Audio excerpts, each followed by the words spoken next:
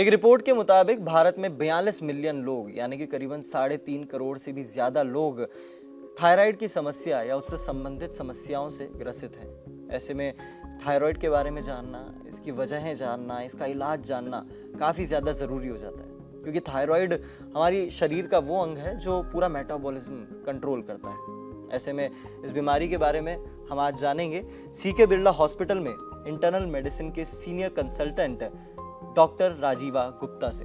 राजीवा Gupta ji, thank you very much.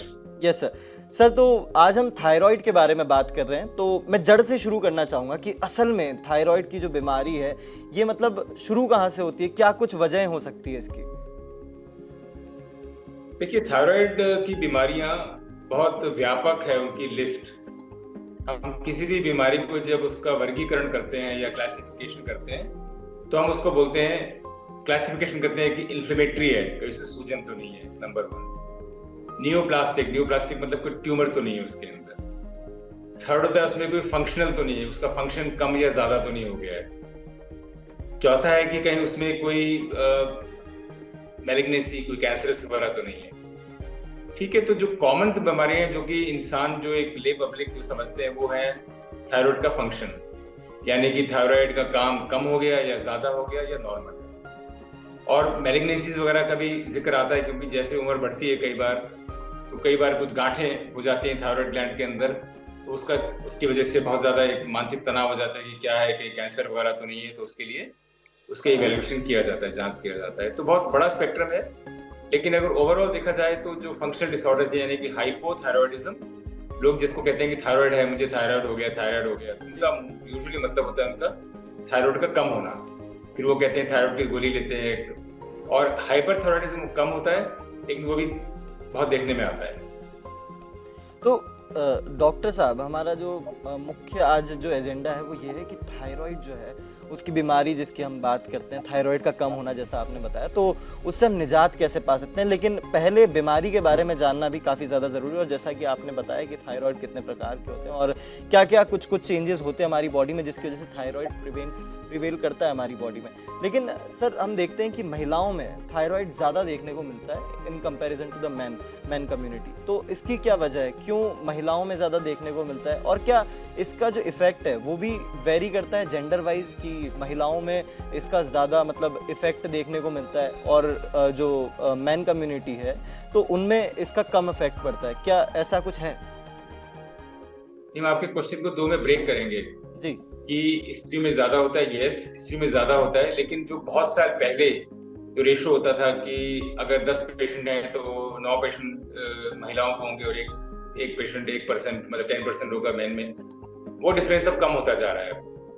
तो क्योंकि अब डिटेक्शन बहुत ज्यादा हो गया, तो इसलिए वो जो डिफरेंस था वो कम हो गया। क्या कारण है फिर भी कि बाय दिस प्रेडिलेक्शन इज देयर, कि क्यों झुकाव है उस तरफ, उसका कोई रीजन तो मालूम नहीं है उसका कुछ। Nothing is clear about that. और फिर आपने पूछा कि क्या उसके प्रभाव मेल या विमेन में प्रेफरेंशियली ज्यादा होते हैं। ऐसा भी नहीं है, क्योंकि आज के टाइम में जिस माहौल में हम लोग हैं, जैसे बड़े बड़े शहर हैं, सब कुछ है, वहां पर इतनी सुविधाएं हैं कि वहां तक पेशेंट को पहुंचने नहीं दिया जाता। जहाँ थोड़े से सिम्टम्स आते हैं और डिटेक्शन होता है तो ट्रीटमेंट शुरू हो जाता है। तो वो जो केसेस हैं, वो जहाँ पर की मेडिकल सुविधाएं इतनी मुहैया हैं, इतनी अवेलेबल है, इजीली एक्सेसिबल है, वहां पर नहीं होता। लेकिन जहाँ पर लिमिटेशन होगा रिसोर्सेज का, वहां हो सकता है कि वो ज्यादा प्रॉब्लम्स में आते हैं। तो ऐसा नहीं है कि कोई डिफरेंस है कि मैनिफेस्टेशन ज्यादा होंगे या कम होंगे। ये डिपेंड करता है कि किस लेवल कब जाकर कंट्रोल होना शुरू हुआ है।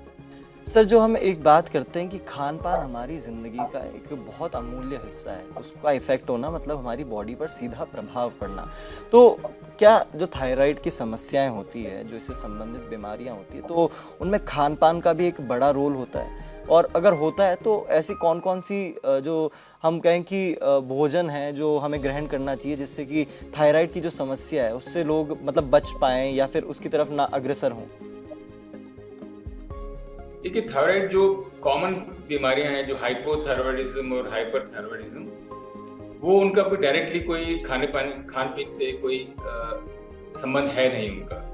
एक तकलीफ होती है गॉइटर। गॉइटर होता है जो ग्लैंड, यहाँ पर थायराइड ग्लैंड होता है, वो बढ़ जाता है, लार्ज हो जाता है। तो वो देखा गया है कि आयोडीन डेफिशिएंसी, आयोडीन एक मिनरल होता है, उसकी डेफिशिएंसी की वजह से लगातार उसकी डेफिशिएंसी बनी रहे तो वो गॉइटर हो जाता है। बट अगेन आज के टाइम में ये बातें जब मेडिकल पढ़ रहे थे, जब मेडिकल में तब ज़्यादा कॉमन होती थी, आज के टाइम में प्रैक्टिकली हर खाना का जो पदार्थ जो है वो ऑलरेडी फोर्टिफिकेशन कहते हैं कि यानी उसके अंदर एडिशन किया गया उसका।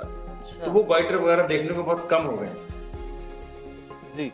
वो तो जो एनलार्जमेंट है जो बड़े वो कम हो गया है। तो कोई बहुत ज्यादा कोई रिलेशनशिप है नहीं बिटवीन डाइटरी कि हम ये ना लें या लें, कोई कारण तो मिलता नहीं है, क्यों हो गया, किसको हो गया, उसका कोई ऑब्वियस कारण होता नहीं, रूट कारण नहीं पता होता। ये तो मालूम है कि क्या हो रहा है, लेकिन रूट जड़ गया वो नहीं मालूम। तो ऐसे में सर अगर हम जानना चाहें कि इसका जो इलाज है, क्या वो दवाइयाँ हैं या कोई सर्जरी है या फिर कोई और तरीका है जिससे कि ये बीमारी जो है या इससे संबंधित बीमारियां जो हैं, जो थायराइड का कम होना होता है, तो वो कंट्रोल में आ सके, एक नॉर्मल ह्यूमन बीइंग की, एक आम आदमी की ज़िंदगी शख्स वापस जी सके? बिल्कुल, बहुत अच्छा ट्रीटमेंट अवेलेबल है। अब जो सबसे कॉमन प्रॉब्लम है वो हाइपोथायरॉयडिज्म, मतलब वो कहा गया कि कई सर्वेस में देखा गया कि एज मैनी एज 30% के, नहीं 3 में से 1 इंसान को, व्यक्ति को हाइपोथायरॉयडिज्म की प्रॉब्लम है। लेकिन हाइपोथायरॉयडिज्म इज बेसिकली एक लेबोरेटरी डायग्नोसिस है। बेसिकली एक टीएसएच एक हार्मोन होता है, टीएसएच एक एंटिटी होती है जो हम ब्लड टेस्ट कराते हैं आजकल, रूटीन पैकेजेस कराते हैं, उसमें वो इंक्लूडेड होता है। उसके थ्रेशोल्ड्स हैं उसके। अब थोड़ा सा अगर वो डिविएट करे, ज्यादा हो जाए, उसका मतलब हुआ कि थायराइड की प्रॉब्लम तो है मगर it does not need to be treated. उसको बोलते हैं सब क्लिनिकल हाइपोथायरॉयडिज्म। सब क्लिनिकल का मतलब हुआ क्लिनिकल। जी। क्लिनिकल का मतलब है कि मैं हो रहा हूँ, मेरे को लक्षण आ रहे हैं उसके। सब क्लिनिकल के में लक्षण तो नहीं है मगर लेबोरेटरी एब्नॉर्मेलिटी आ रही है, तो that does not need to be treated, it just needs to be followed up. हर 6 महीने में, साल में एक बार कराते रहे, और लगेगा वो थ्रेशोल्ड से पार कर रहा है या हमारे उस व्यक्ति को कोई सिम्टम्स आने शुरू हो जाए उसके, तब उसका ट्रीटमेंट किया जाता है। तो मोस्ट कॉमन प्रॉब्लम तो ये है। इसी प्रकार हाइपरथायरॉयडिज्म है, उसका अपना एक अलग प्रोटोकॉल है डायग्नोसिस करने का, उसमें हार्मोन ज्यादा बनता है, उसमें बहुत सारे मोडालिटीज हैं ट्रीटमेंट के, दवाइयां हैं, एक रेडियो एक्टिव आयोडीन बोलते हैं, रेडियो आयोडीन पिलाते हैं, उससे वो होती है, और कई बार अगर बहुत ज्यादा प्रॉब्लम होती है तो सर्जरी होती है। नोड्यूल्स होते हैं, गांठें हो जाती हैं, उनका ट्रीटमेंट एक सर्जन से सलाह करके सर्जरी होता है उसका, ये नहीं भी हो सकता है। So there is no fixed, there is a wide spectrum. वो हर इंडिविजुअल पेशेंट डिफरेंट है, हर एक के इश्यूज डिफरेंट है, उसके हिसाब से उसका ट्रीटमेंट किया जाता है। तो सर जैसे आपने बताया कि हर एक पेशेंट डिफरेंट है, वैसे ही हम देखते हैं थायराइड में भी कि एक ऐसी होती है जिसमें एक थायराइड का प्रकार वो होता है जिसमें शख्स मोटा हो जाता है, मोटापा जो है दस्तक देता है शरीर में, और दूसरा वो होता है जिसमें शरीर जो है वो पतला हो जाता है। तो ये इन प्रकार के बारे में बताएं कि दोनों का क्या रीज़न हो सकता है, और मतलब ये महिलाओं में हम देखते हैं कि जो मोटापा होना या फिर बाल झड़ना, क्या ये एक सिम्टम है कि थायराइड की जो समस्या है वो आपकी बॉडी के अंदर प्रिवेल कर चुकी है? देखिए, हम इसको पहले वाले सवाल को लेते हैं कि थायराइड की जो मोटा और पतला होना, ये बहुत it's a gross over simplification. ऐसा होता नहीं है। क्योंकि जो इंसान जिसका वेट अनहेल्दी है, वजन ज्यादा है उसका, और थायराइड की प्रॉब्लम निकल आई, तो वो ये सोच के बैठ जाता है कि मेरा जो वजन है वो थायराइड की वजह से है। ऐसा होता नहीं है। जो ओबेसिटी होती है, जो अनहेल्दी वेट होता है, वो आपके बेसिकली सबको पता है, हमारा जो खान पान है वो सही नहीं है और हमारी फिजिकल एक्टिविटी है सही नहीं। जो थायराइड की वजह से वेट बढ़ता है वो बहुत एडवांस जाके थायराइड में जब बहुत ज्यादा एब्नॉर्मेलिटी हो, मतलब बीमारी हो, तब जाकर होता है। वो भी कोई इतना ज्यादा ग्रॉस ओबेसिटी नहीं होती। वो पेशेंट आजकल देखने को नहीं मिलते। हिंदुस्तान के छोटे छोटे शहरों में, छोटे छोटे गाँव में आजकल लेबोरेटरी फैसिलिटीज अच्छी खासी उपलब्ध हैं और पिकअप हो जाता है वहाँ। वो चीज नहीं होती। हाइपरथायरॉयडिज्म में वजन कम होता है, यस दैट इज ट्रू। अगर हम देखते हैं कि कोई इंसान है, कोई कह रहा है कि मेरा तो पहले मैं 70 किलो का था, मेरा वजन 55 किलो रह गया है, तो हमारे दिमाग में आएगा कि ऐसा तो नहीं कि थायराइड की प्रॉब्लम हो रही है, तो हम उसका टेस्ट कराएंगे। सो दी सिम्टम्स होते हैं बहुत नॉन स्पेसिफिक होते हैं। आप उसके बेसिस पर उससे सस्पेक्ट तो कर सकते हैं, उसके बारे में सोच सकते हैं, लेकिन कंफर्मेशन के लिए हमें डायग्नोस्टिक लेबोरेटरी डायग्नोसिस की हेल्प लेनी पड़ेगी। तो मतलब ये है। टेस्ट ही वो जरिया है जिससे एक थायराइड की जो समस्या है वो कंफर्म हो सकती है, बल्कि आप ऐसे एजम्पशन से नहीं बता सकते कि आपको खुद को थायराइड हो चुका है। अगर आप वैसा करते हैं तो शायद आप अपनी मानसिकता जो है उसको भी कहीं ना कहीं हार्म कर रहे हैं और खुद को भी कमजोर बना रहे हैं उससे। इससे बढ़िया है कि टेस्ट करवाएं जाकर और सही उपचार लें। बिल्कुल बिल्कुल बिल्कुल सर, तो सही कह रहे हैं, बिल्कुल। एक जो हम चीज़ देखते हैं आजकल, क्या इससे थायराइड की समस्या से फर्टिलिटी जो होती है वो भी अफेक्ट होती है? Absolutely right. तो ये बहुत इंपॉर्टेंट चीज है कि जब कोई भी निसंतान कपल डॉक्टर के पास जाता है तो जी। इट्स रूटीन पार्ट, एक प्रोटोकॉल है कि उसमें थायराइड का कराया जाता है। और इस केस में कई बार अगर हमारी जो थ्रेशोल्ड वैल्यूज हैं, अगर वो नॉर्मली हम उसको ट्रीट नहीं करेंगे, लेकिन जहाँ पर इनफर्टिलिटी इश्यूज हैं तो वहाँ पर उसको ट्रीट किया जाता है। प्रेगनेंसी में ट्रीट किया जाता है कि प्रेगनेंसी में अगर किसी को थायराइड की प्रॉब्लम है तो ऐसा ना हो कहीं उसको हम एड्रेस ना करें तो हमारा जो प्रेगनेंसी का आउटकम है वो एक फेवरेबल आउटकम ना हो।